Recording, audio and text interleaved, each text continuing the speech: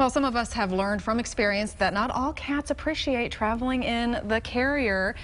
Dr. Amy Guernsey is here to help with that. Hopefully. Yeah, hopefully. How should we be putting our pets in the carrier? Help us to do it the right way, because apparently I've been doing it wrong. So the important thing to remember is obviously it's stressful for the cat. If you can make it a positive experience, you're more likely to be able to get them in with less of a fight. So what I like to do is recommend that owners leave their carrier out rather than hiding it in a closet or a basement, because cats kind of cue in when you go to fetch it. Leave it out, leave the door open, maybe occasionally throw some treats in there so that they kind of associate that with as being a fun hiding place. So when you go to encourage them to go in it, they're not freaking out about it. Yeah, so you kind of train them to go into the carrier. Right. Well, what if you're in a situation though where you don't have time to train them? Which is usually more the rule than the exception. If that happens, I see far too many owners try to shove their cat in head first in the carrier. What I prefer to do if they're really stressed out is to actually set the carrier on end. Mind if I do this? Yeah, go ahead. And I think we have a video.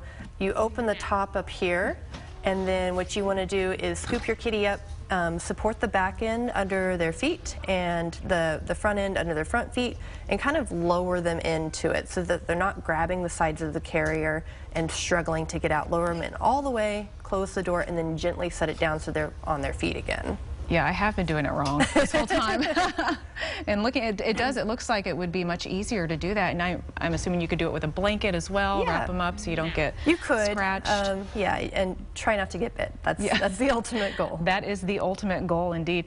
Well, as far as taking them out of the carrier, you know, sometimes especially at the vet's office, they don't always want to come out. So how do you manage that? Well, first of all, while I like this carrier, my favorite are the ones that top load and have an opening from the top, because a lot of vets can actually do the vast majority of our physical exam in the carrier if we have a top loading one.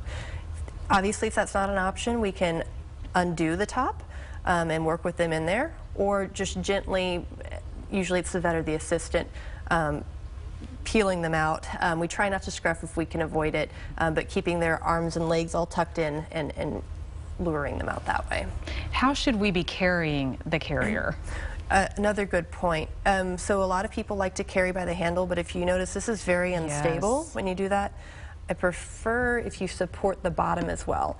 The cat doesn't want to go for a tilt-a-whirl ride, so if you can give them some stability, it's not as scary. Well, and real quickly here, if the pet is really, really stressed out, what are some other options?